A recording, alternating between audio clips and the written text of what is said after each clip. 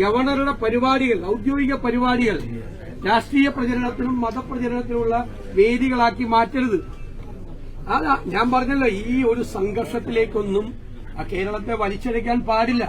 ഗവർണറുടെ പരിപാടികൾ ഔദ്യോഗിക പരിപാടികളല്ലേ, ഗവർണർക്ക് പ്രൈവറ്റ് പരിപാടികളില്ലല്ലോ, ഔദ്യോഗിക പരിപാടികളാണ്.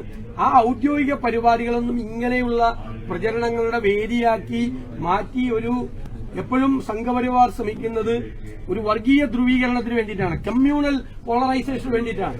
നമ്മളെല്ലാം പൊളിറ്റിക്കൽ പോളറൈസേഷന് വേണ്ടി ശ്രമിക്കുമ്പോൾ അവർ കമ്മ്യൂണൽ പോളറൈസേഷന് വേണ്ടിയിട്ടാണ് ശ്രമിക്കുന്നത്. അവരുടെ അതേ നെറേറ്റീവിൽ ഗവൺമെന്റും CPM-ഉം പോകരുത്. ഗവൺമെന്റിന് ഇതെല്ലാം പ്രൊട്ടക്ട് ചെയ്യാനുള്ള ബാധ്യതയുണ്ട്, മുഖ്യമന്ത്രിക്ക് അതിന്റെ ബാധ്യതയുണ്ട്. മുഖ്യമന്ത്രി ആ ഉത്തരവാദിത്വം നിറവേറ്റി ഈ കേരളത്തിലെ മതസൌഹാർദ്ദത്തെ കളങ്കപ്പെടുത്താൻ ഉള്ള ഒരു പണിക്കും കൂട്ടുനിൽക്കരുത്, ശക്തമായി നിൽക്കണം. ഗവൺമെന്റ് പറഞ്ഞാൽ അതിന്റെ കൂടെ ഞങ്ങൾ നിൽക്കും.